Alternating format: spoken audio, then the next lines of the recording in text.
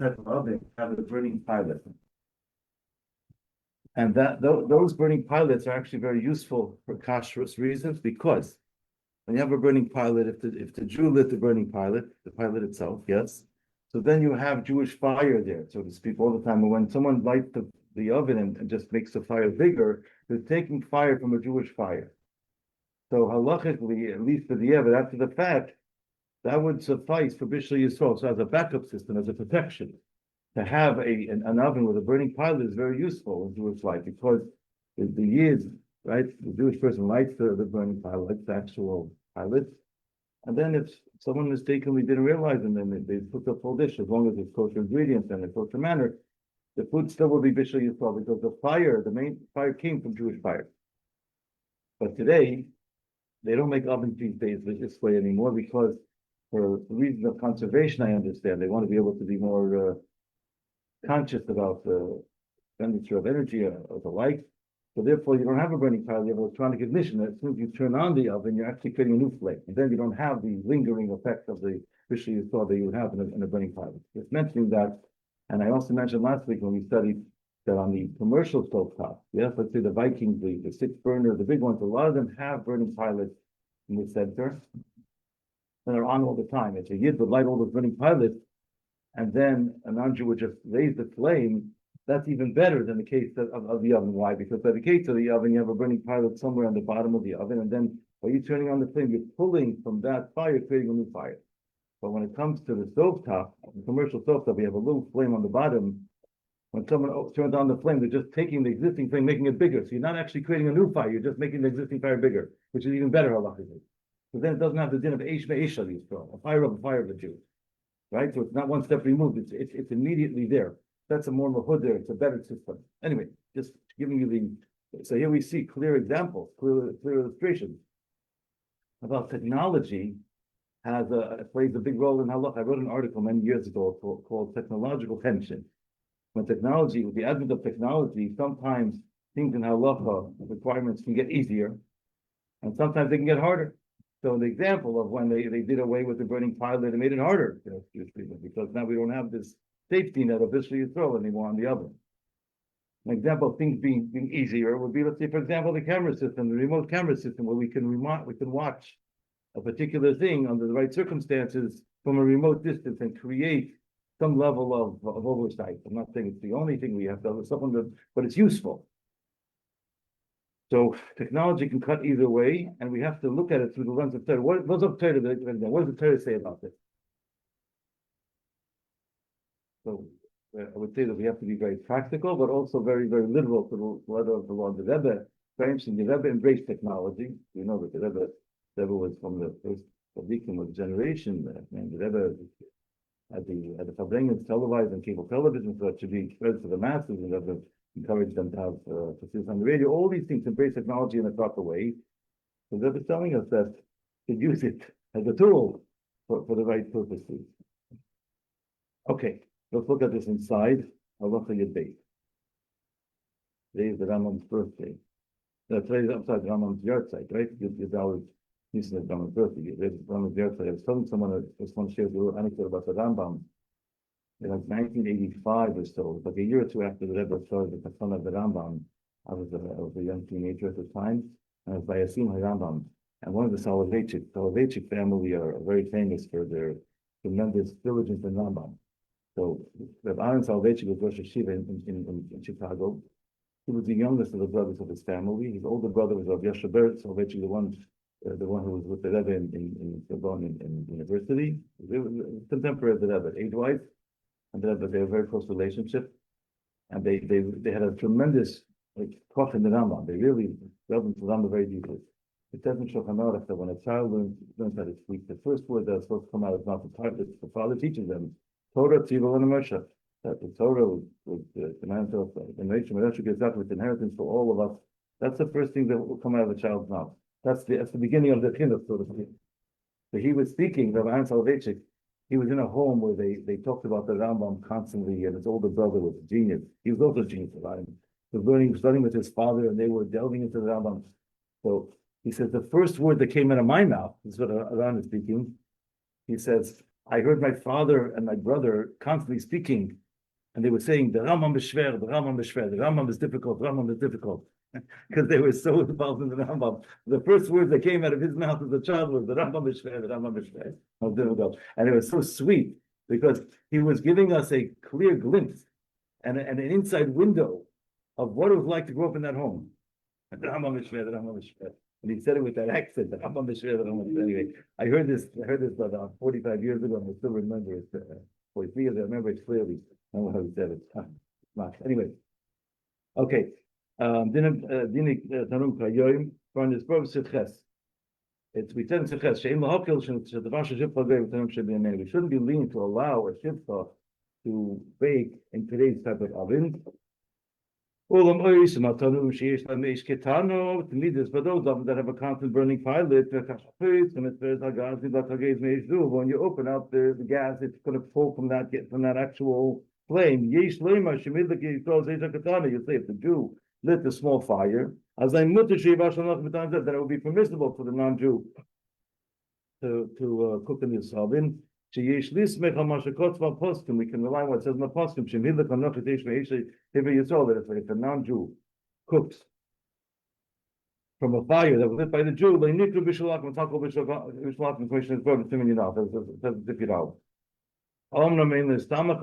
one should not rely on this. But only if the non-Jew is cooking in a Jewish home, because then we have another support for this particular position. Even if it's in a Jewish-owned home, there are those that say that this is still a great leniency. One should only rely upon it on the case of duress, when you have no other choice. But those ovens that have a constant fire, the tester doesn't apply. There's no heter that a housekeeper should cook. They're only allowed to warm up foods that have already been cooked and made bishul yisrael. Now, whether or not you want to allow them to do so is a second question. Whether it's wise to start giving them such leeway is another question. But luckily, from the strict letter of the law, the food was already cooked by the Jewish person, and not Jews allowed to warm it. The evidence Bishul Akum mutter. The God that talks to take the kiaposkim is here to Shem and Asher Yichak Mivanit Shulchanot is a Bashla Bodei. The Harvey Tukum Alum Mivatim. In general, one has to be very careful not to allow a housekeeper to cook for themselves, because it can lead to a lot of problems. Afila is a fight, even if it's a household help. Hayedat is a kli chalav is a besori, and they're very knowledgeable. I know which side is the dig, which one is the meat. They're not yet, still, even though they're trained, they're not entrusted to have. They're not entrusted with the ne'amanis, meaning to have the trust to say that they can actually testify whether something went wrong or not. Therefore, one has to oversee them. Overseeing them, meaning could be walking in every hour and making sure that they have their own lunch. They're in a responsible manner. The best thing is to give them lunch. They're not going to come to cook on their own. And if you're going to start making Shabbos, they're going to do a lot of prep. Make sure you turn on the fires. Just do it in a way where the front person is overseeing it. Then Nemra, feel where there advice you Shabbos. What happens if you have a helper who's Jewish but not Shemesh Shabbos? There's a machlekes about this. There are different opinions, but l'chatchila one should be stringent that it should be done by a Shemesh Shabbos. But to the Eved, if it was a Jewish person who lit the fire and not Shemesh Shabbos, to the Eved, the food may still be eaten. It's not a problem. But l'chatchila, it's proper to be stringent. Ask how to handle that situation. But I had a case, I think I've shared this in other years.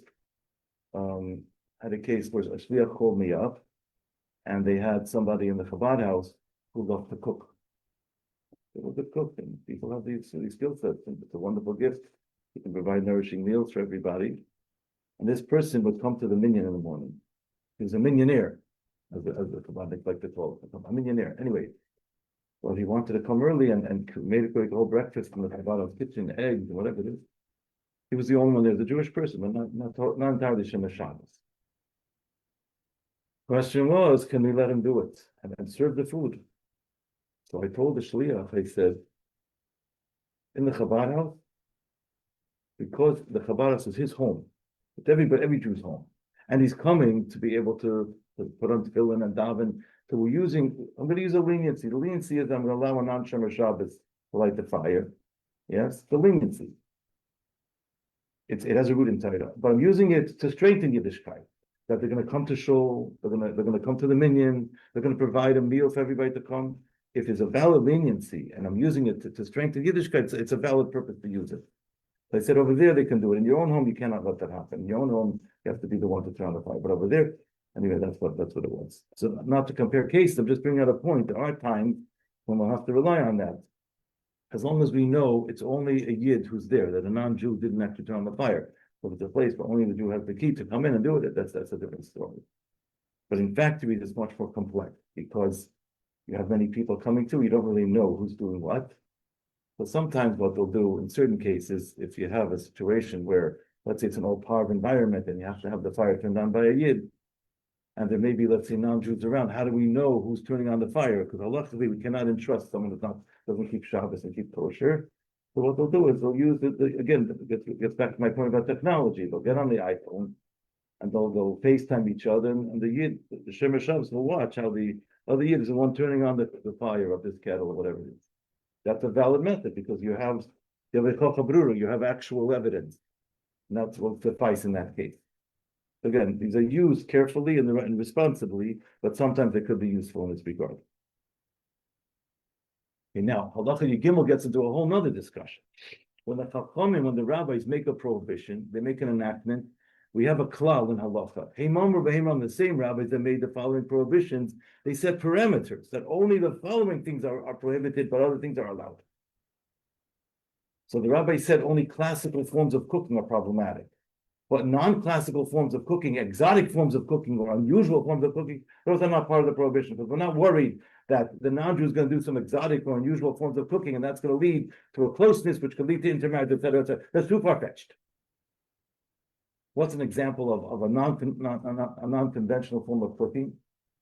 Salting, pickling something with salt. Let's say taking fish and salting it until it gets cured. That's not considered bishul, even though it can make the food edible. I remember when I was a kid, my father was Sephardi. He'd take mackerel, salt it, like with layers of salt, and sit in the fridge, and he'd sit for several days. It would cure it. Somehow that's hamlacha. But halacha, that's not a problem of Bishul Akum. If a non-Jew did that under kosher circumstances, responsible, there wouldn't be a problem of Bishul Akum. It's not cooking, even though it makes it edible. The same would be with pickling. Right? If you take a type of food that's not edible, I remember this is a funny story. I like this to concentrate over. It's like 25 years ago. I've said this before. As a bacher, I thought pineapple grows in the can.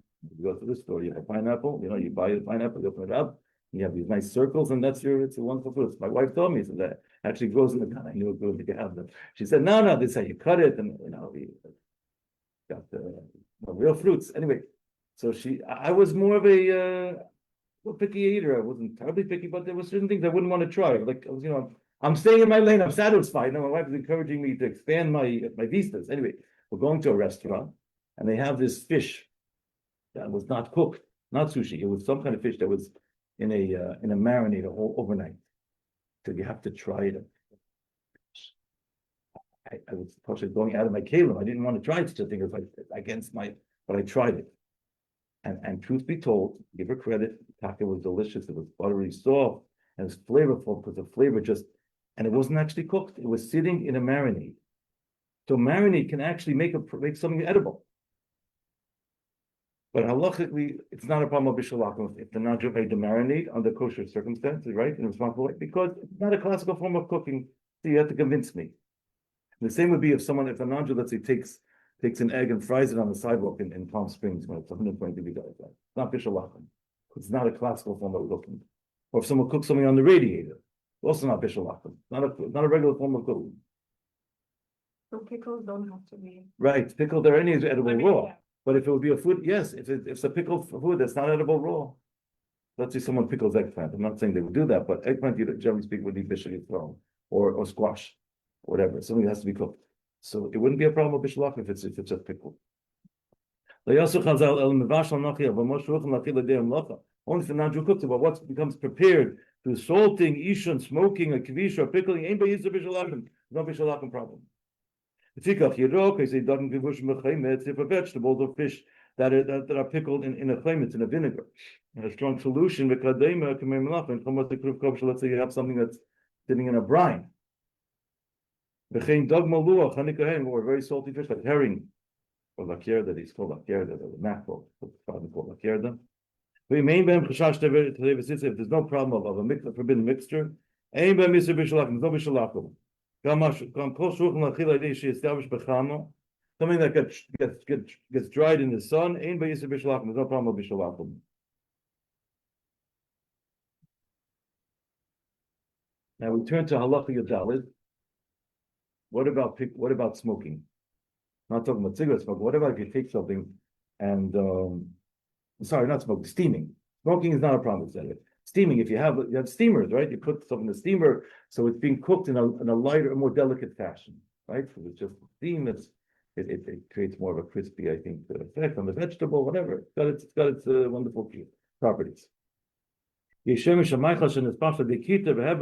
Food that's cooked through steam is not a problem with Bishul Akum, because the steam is not called fire that cooks. There are those that differ. There are different opinions about steam. Ulam dabash is especially the tzliya, a tigun, something that's cooked through roasting or frying. That for sure is a problem of Bishul Akum according to everybody. With regards to steaming, this is a very common question today because in factories today, steam is a popular form of cooking. Why? Because energy consumption is expensive. You cook with a boiler, and then if you suddenly have to cool it down, a lot of energy output. So they like to recirculate the energy. So a lot of factories have what's called steam return, but they have the steam is actually going in a double jacket in the wall of the vessel. So let's say I have a big pot size of this table, and the wall, the outer wall of the pot is a double wall. So I have, let's say, a couple of inches or an inch of space in between the two walls, and they run steam through this space, and that steam has the power to boil up the water inside the vessel.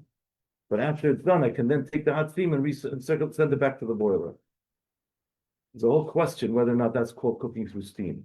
Because the actual food is being cooked through the water, the fact that the steam is the heat source, but it's not direct steam. So some opinions say only direct steam is considered to be the hetero steam, like live steam injection. Or you put something in a steamer, yes?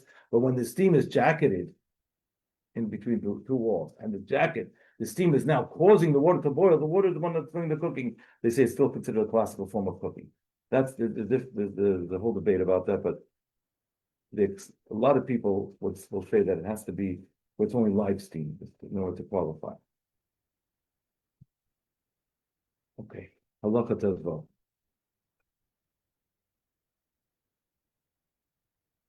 The next halacha is like getting into sushi.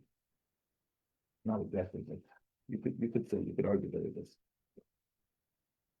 What about the kind of food that it needs what I would call tipple? It needs tender loving care before you can bring it to the table. It doesn't just need salt and pepper. It needs actual prep. A food that's not ready to serve yet until you actually enhance it, dress it up, whatever. But the Nadru cooked it, but they didn't yet finish all the enhancements. One opinion says there's a doubt in Nes Midim Bishul Akum. Is it really also because of Bishul Akum? Because you're not going to serve it yet. Because you wouldn't serve it the way it is just yet. Some say no, it's still considered to be Erla Shulchan Malachim, it's also. It's all talking about where the enhancements are not done by the table. It's not just salt and pepper. The actual dressing and actual whatever garnishment, one of what. I'm not a culinary chef. But if it's the kind of thing that people would put on the table, and then the individuals would actually just put a little salt or pepper on themselves. For example, if the non-Jew cooked the food, and the Jew just put in, let's say, some spices, the food is already also because of according to all opinions. Because it already would be served the way it is. So there's no way to rectify the food. But if the food would not yet ready to be served, according to one opinion, there may be a possibility to still rectify the food, but you should ask a shaila if you're in that situation. A colleague of mine told me a story. He worked with me. I don't work with him anymore at this point. He moved to a different agency, but he told me that he was a mashkiach at a bar mitzvah, a fancy bar mitzvah. And at the sushi station, the rice cooker has to be turned on by the Jew because the rice needs to be made Bishul Yisrael. It's not edible raw, and it's a kosher food. He forgot to turn on the rice cooker, and they made a ton of sushi. And then he remembered. And he called up the Rav Hamash. He said, "What should I do?" He said, "You're not allowed to serve the sushi. You're not allowed to serve it. Bishul Akum." And he couldn't serve it. The host was very upset, rightfully so, but that was the halacha. Bishul Akum, you can't serve the food. So what we do in factories, when we have rice cookers in a lot of such places or restaurants, if the mashgiach is roaming, going around, it's not there at all times, sometimes we lock up the plug of the rice cooker because it's electronic. To make sure that it's only being turned on by the yid, you can have a plug lock on it. It's not operable without the Jew actually opening it up. It's not like there's a burning pilot. So if the Jew is standing right there all the time, it's fine. But otherwise, it's only being turned on from time to time, needs some sort of element of control. Okay. Now we're going to get into very interesting, because how do we define how do we define a food that would be served at a king's table? How do we define a kosher food? Subjective. How do we know that? So halacha gives us clear definition. We're going to quote the Rambam now. Today the Rambam's Yortzeit. The Rambam writes in my Cholas Asurs, I believe it's in Perek Design, he says, a food that Adam mazmin chaveri Allah, the type of food that you would invite your friend over to eat.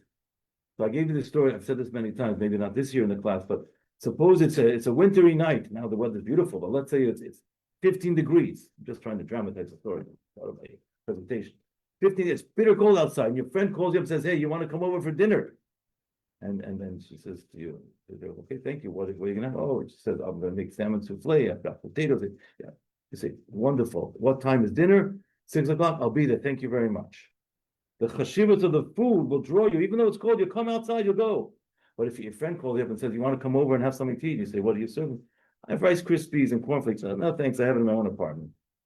Because the food is not chashiv, you're not going to schlep outside for it. But it doesn't bring the draw. So when the food has a chashivas where it draws the person in, that's already a definition, that's a barometer for food being considered the Eilah Shulchan Malachim, something that will be served at a fancy event. So they have that draw. I went to a discussion, I was traveling with a Rav overnight to an ice cream factory. So I had the pleasure of going, a tremendous Torah scholar, the whole Shulchan in front of this Rav. So I was peppering with questions. I love to learn. So I said, well, we go to the hotel.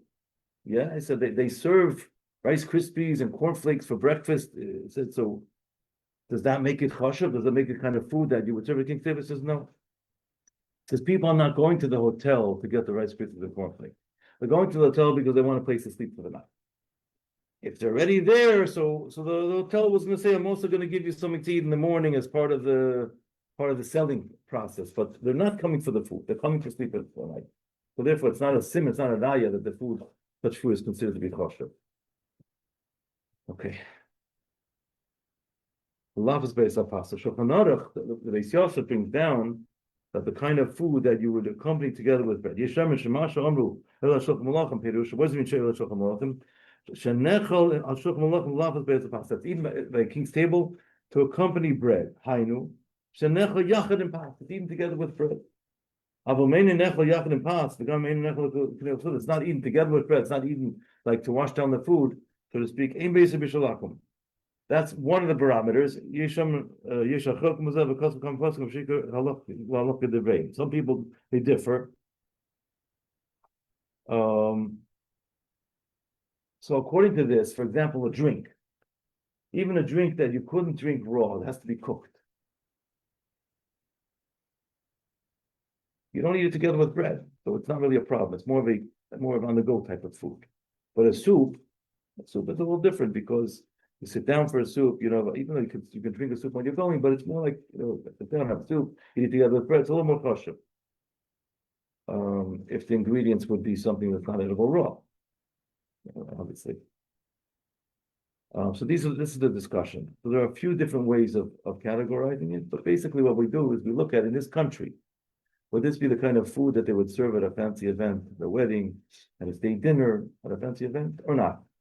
Yes, I gave the example of the corn tortilla.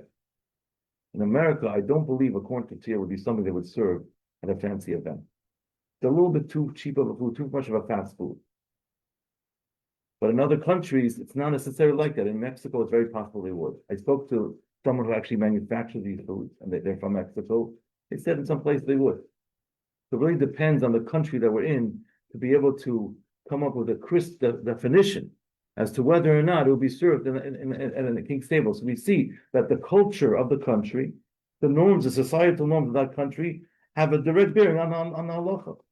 That's how we're going to root the halacha. The halacha says, here's how we rule. Let's find out what's the situation in the country. Very fascinating. There, but explaining, mamish, bringing the halacha down in the actual physical. Okay. Now, what about a food that's edible raw? We said that a food that's edible raw is not a problem of Bishul Akum, because the Chai Adam writes there isn't that wow effect. Like, for example, I take an apple. So you can eat the apple, eat an apple a day keeps the doctor away, right? You can eat the apple raw, or you can make applesauce. With the carrots, you can eat the carrots like a bunny rabbit all day long, raw, or you can cook them and make timis. But because it's edible raw, when someone cooks the food, there isn't that feeling of like, wow, you took something that was inedible and then suddenly you made a sumptuous dish out of it, succulent dish. It's like very nice. You made it this way, you made it that way. More of a personal choice. I like it this way, I like it that way. Yes? But when you take something that's not edible raw, for example, a potato or a piece of chicken or a piece of meat or a piece of fish raw, you don't eat it raw. So then when it gets cooked, it's like, wow, cook something that's just like hard like a rock, essentially. Yeah. And then you get the cooking apparatus, the right recipes, make this succulent dish. Oh, this is pasha. This is pasha. I'm gonna walk out of my house in 15-degree weather, in the rain, in the sleet, in the snow to come out for dinner. Pasha. So we see that this is how we define things. Yes.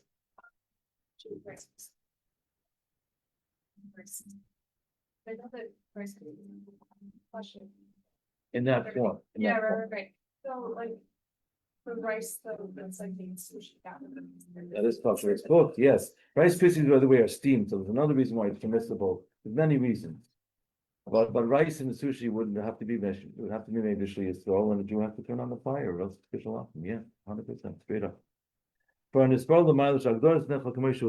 that the classification of edible raw, and the classification of something that's edible by a king's table. No, they'll go on king's table. To Louis Bisman. It depends on the place, the country we're living in. It's not something that we can't give worldwide policies. It's policies on a per country basis. A ruling, because the country, like I said, in Mexico, they do take corn tortillas and sometimes they would serve it at a fancy event. Part of the culture. In America, that would be considered to be not appropriate or not kosher enough. It's hard to actually ascertain because, and also societal norms change, right? Somebody introduced sushi into America years ago. People were thinking crazy. You have to make food without a restaurant, right? To joke about that. Jewish people wanted to open up a restaurant without a kitchen. They made sushi. But anyway, so it does differ. It does depend. But we try to give a certain, I would say, certain examples that are pretty universal. We're going to list some examples that were brought down in the poskim or that are consumed today. What about tea and coffee? Tea and coffee are very interesting. Even though the coffee itself cannot be edible, you can't eat it raw, you have to roast the coffee. But because the coffee and the tea are mostly made up of water, it's flavored water essentially, yes?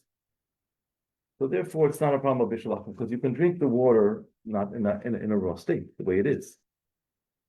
There is the Gemara in Shabbos brings down that an Adam Kosher does not have coffee that was showing up coffee that was cooked by you. Okay, so Adam Kosher, not a halacha, it's a concept. But actually from the strict letter of the law, it's not a problem of Bishul Akum because it's mostly from water itself. Of course, when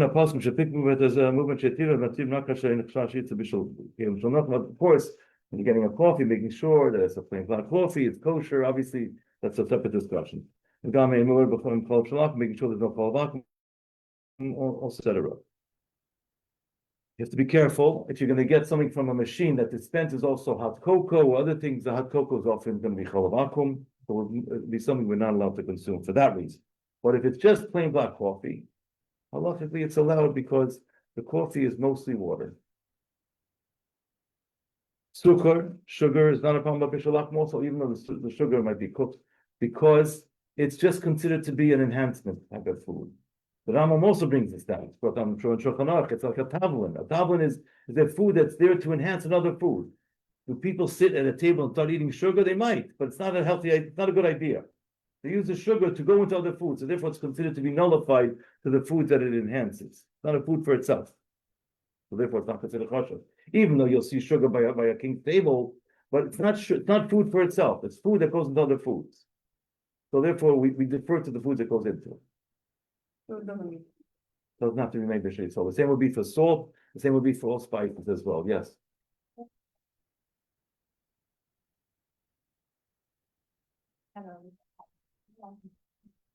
It's a good question. From the strict letter of the law, you're allowed to have a black coffee on an airplane. However, for somebody who wants to be stringent and be machmer, there's room to be stringent and machmer to abstain. The reason I'm saying that is because the concern is when they wash the equipment together at the hangar, when they park the plane, and the dishwasher with everything going in together, that's the concern. We're hoping that there's going to be soap going in right away, so that would be the heter. But it's there's room to be machmer, but from the strict letter of the law, it's permissible. Also, there's another reason why it's permissible, is because the decanter usually, from what I see, are they metal or it's glass? Metal. Metal, okay. I take back what I was going to say. I get it.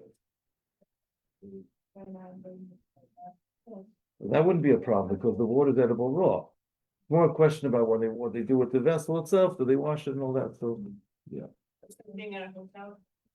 In a hotel, it's a little bit easier because they usually have, from what I've seen, been to some of the kitchens in these hotels, they have usually a built-in device in the wall of the kitchen that just cooks up hot water. And then from that device, they fill up pumps that pump out hot water that they put on the actual coffee station. Look, also good coffee. But there it's more dedicated. I'm not so worried about them washing things together. And a lot of these hotels, they're not really cooking like mamish treif there. A lot of them, they're just serving breakfast. It's more like small foods. It's not as much of a kashash as it would be, I think, on an airplane where they have, maybe had a mamish treif or let's say another place.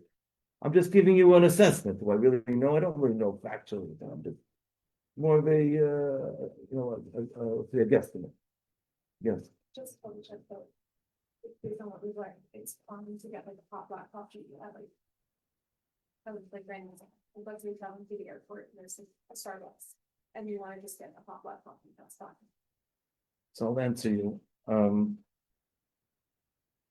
just going to pause on the question. We're going to do two more halachas and I'm going to answer you. So pitiyot mevushalos would be mushrooms that are cooked. If they're not edible raw, it would be a problem of bishul akum. But you have today many types of mushrooms, pitiyot, mushrooms that are edible raw, and therefore wouldn't be a problem of bishul akum. So it depends. Oil is mevushal, but rice that's cooked would be an issue of bishul akum. We said about the sushi would be an issue of bishul akum. We're going to stop here on the top of page Ayin Daled, and I'm going to answer your question. The question is, it's a very, very common question, a very, very practical question as well. So I want to dedicate a few minutes to talk about it. Can we have a black coffee on the road when traveling? First of all, I always give a disclaimer. I'm a little bit older than everybody in the room, and I've never drank coffee in my life. Stunning, right? I have other food types though. Pepsi is one of my big weaknesses. Very, very. I'm traveling, I'm tired. Pepsi is beckoning, I try to drink caffeinated tea to keep me awake, but I never drink coffee. I never tried it. I'm not. So therefore, I'm maybe a little biased in that disclaimer. Don't take me too seriously, but seriously, I never drank coffee in my life. But I've had other food types. But it's a real thing if you want to travel. So I'll say like this. If you're gonna go to, let's say, a gas station, or you're gonna go to a hotel, and you know they have a dedicated cooker for just hot water built into the wall, that's the most mahudr type of black coffee you can get on the road. If it's just water and it's. Yeah, because it's dedicated, it's built in. You're not worried about them washing it. It's built in. It's the most secure. Yes. Then you have another level. Another level would be, I go to a place, let's say a Dunkin' Donuts. It's a coffee shop. If they don't do any cooking there, they're just serving pastries. So we're not eating them. Even there, it's pretty safe because what am I worried about? They're not actually serving. If they're not serving treif sandwiches, they're doing anything actual treif. It's just Bishul Akum stuff. Cold pastries, not a big deal in terms of the worry about the black coffee. But when I go to a Starbucks, if it's and my understanding is most Starbucks today do serve sandwiches. It used to be just be a coffee shop, but now it became a full-fledged restaurant. So now what's my concern? My concern is that they're washing everything together. So it's not geschmack. To say it's outright usher, I think you cannot say that because at the end of the day, they're going to use soap to wash things and you have what to hang your hat on, so to speak, to rely upon. But is it mahudr? It's not mahudr. I would tell somebody, if somebody's really it's negayah, they really love the coffee, it's a better choice to get a cold brew coffee because the cold brew coffee, from what I understand, I'm not sitting in the vessel for 24 hours. It's more of like an iced coffee. If it's from a dedicated thing, I don't know the exact setup. I don't know, but that could be a better choice. But it's not usher. If you are going to get a black coffee at Starbucks, be careful not to get something that's going through the frothing mechanism, like the even if it's soy milk, because that frothing mechanism does get hot and also has Bishul Akum going through it. You cannot use that pipe. But the black coffee itself, logically, one has to what to rely on. The same would be with the coffee on the airplane. In a similar way, it's permissible. Is it mahudr? Not necessarily most mahudr. More mahudr is you're stopping like it has a dedicated thing. But you'll make a decision based on your circumstances.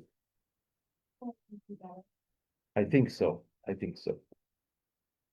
Or an iced tea would also be better than that, but I think so. And what about I think you mentioned it, but I didn't catch it. The coffee machines they have at gas stations. So those usually are easier because the gas station is just for coffee, and it's easier. If it's just for coffee, it's easier. Even if you can make lattes. But if the machine is dedicated just for black coffee, it's easier.